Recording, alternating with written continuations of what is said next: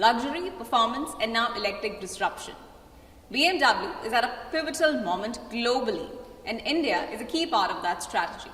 And today, joining us is Mr. Hardeep Singh Brar, who's at the helm of BMW Group India. He's the president and CEO at BMW Group India, and today he's with us to take us through the India playbook, EV transition, and the road ahead for luxury mobility. Hi sir, thank you so much for joining us today.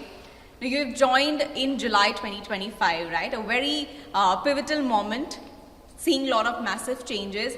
So what has been your experience through these months?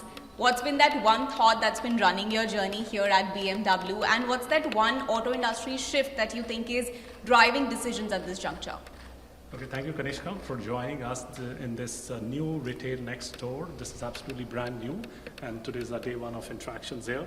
So let me talk about what BMW really did well, not only last year but in last couple of years. I think two big changes that we made. The first one was we shifted to the long wheelbase, which means cars are getting bigger, longer, and that means you get more space at the back seat. That has been really loved by the consumers. And the second one is electrification. And one of the biggest electrification movement came in last year when we launched the iX1, and prior to that the i7. And so today we have 6 models in electric which are electrified, and these two strategies of electrification and long wheelbase has really worked in our favor. What has recently worked in our favor in short term is the news about the oil prices going up and the disruption globally. And I think that really played on consumers' mind, and I think we were at the right place at the right time, because we had this huge electric portfolio. Last year we did 21% of our sales through electric vehicles, and because of all the situation around, a lot more people are shifting to electric vehicles, and hence there's 83% growth in electric vehicles for us in quarter one, which means this 21% last year has actually moved to 26% penetration of EVs in our portfolio. So that's really worked in our favor. As a result of this, we have grown by 17% in quarter one, which is a very, very strong growth, and that too on a back of 14% that we grew last year. Right. I was actually just going to come to that. Because of this West Asia conflict, input cost, that has remained a concern, and the fuel supply that you were talking about, that as well. How has that changed your mindset here? What are the learnings that you're taking forward? I think the learnings are that you need to be prepared for these disruptions and make sure that what you have on your hand, how you really play with that. But fortunately, as I said, we had electric vehicles. But yes, I think the supply was relatively shorter, I would say. But the moment we saw the shift, our production team was quick enough to turn around. And because, as you know, our lead times are slightly longer, 6 months of lead time. So we always have kits with us. And the moment we saw this disruption happening, we shifted over to the electric vehicles, which really worked in our favor. So you have to be agile in times like this and work where the market is really moving. Also, there was when we brought in more supplies, obviously there is an apprehension about what happens to the residual prices of the cars when they become older, where we have financial services which quickly brought in the residual products, so that customers are not really worried about buying the electric vehicles. So I think we need to be more agile in times like this, to answer your question in brief. Right. And you said agility is definitely the key. But speaking of the markets, they have been very volatile in the recent past. We did see some bit of correction over there. So did that have a visible impact on your portfolio here in the demand that you're seeing?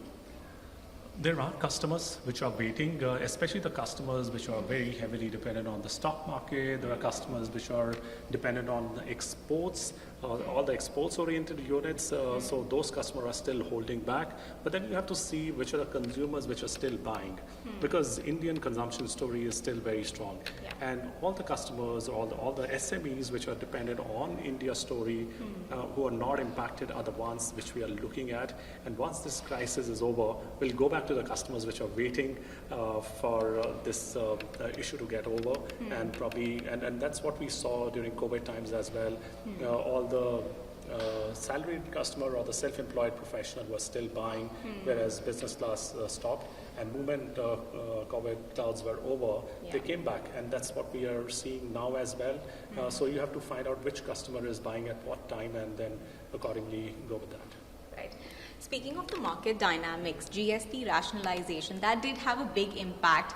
So how much boost did you see in terms of your sales, and is that now sort of normalizing?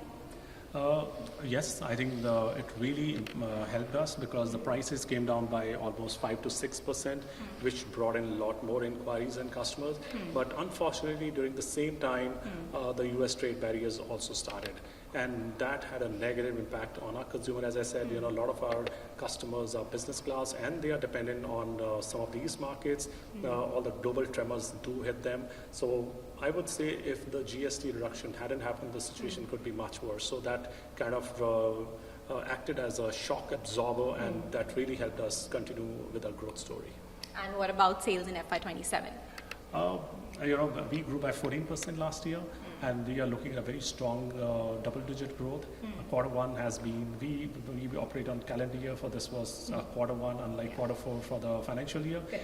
This gives us a lot of confidence in our overall strategy. This has really worked well for us, and hence we want to be able to grow at strong double-digit in the rest of the year as well. Right. You were talking about the EV story, right? So you do have a wide portfolio as far as BMW EV cars are concerned, even two-wheelers for that matter. Just wanted to understand, do you think India has reached that level where you think local assembly can be scaled even further? So we are already assembling cars here, and that has been one of the key strategies for us in India. 95% of our production or assembly that we do in India are localized. There are only 5% cars which are completely built units. So that has been the key strategy for us, and that's really paying off because otherwise CPUs to make those changes which I spoke about to quickly increase the supplies for electric cars in March would not have been possible if it was a completely built unit. Right. And going forward in 2026 or FY27 for that matter, do you think BMW could become the luxury markets leader in India? And if so, what do you think is going to drive that change? How do you get there? So firstly, we don't chase numbers blindly. I think we want the fundamentals to work in our favor, and the registration numbers which are just released a couple of days back shows BMW is the market leader in the first quarter. We would like to make these numbers for full year as well, but that's a good beginning, right?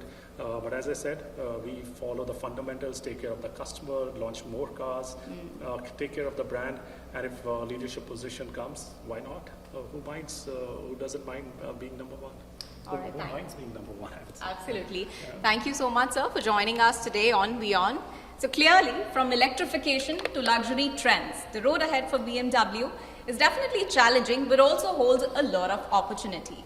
That was Mr. Hardeep Singh Brar with us on WION.